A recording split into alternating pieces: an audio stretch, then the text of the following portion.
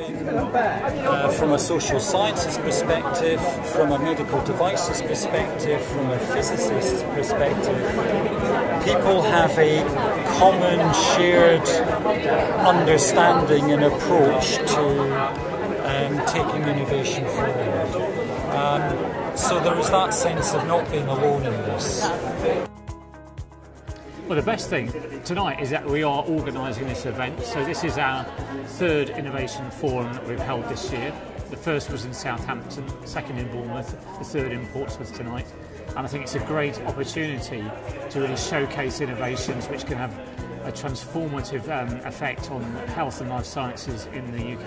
So I think the opportunity for tonight is to really get connections between academics, clinicians and entrepreneurs as well, to really sort of showcase their ideas, to really network effectively, and hopefully coming out of tonight there will be sort of ongoing relationships which will really accelerate the adoption of innovation across the system.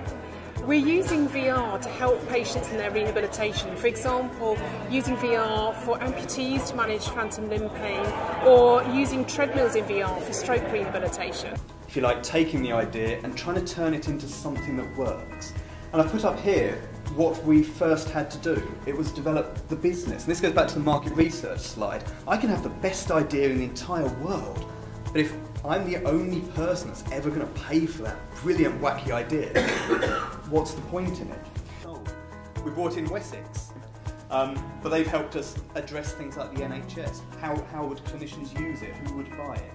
So you can see we've gone from about 4 little partners that are very academic based.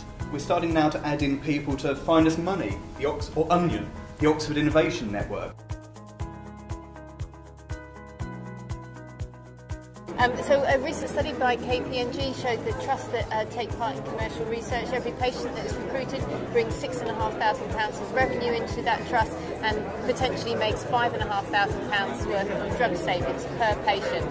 So in these times of austerity, that's a huge consideration for trusts to get involved in commercial research. Different. And I say care needs very deliberately because a lot of the gap now is about providing care for people to live in their own homes, in their communities.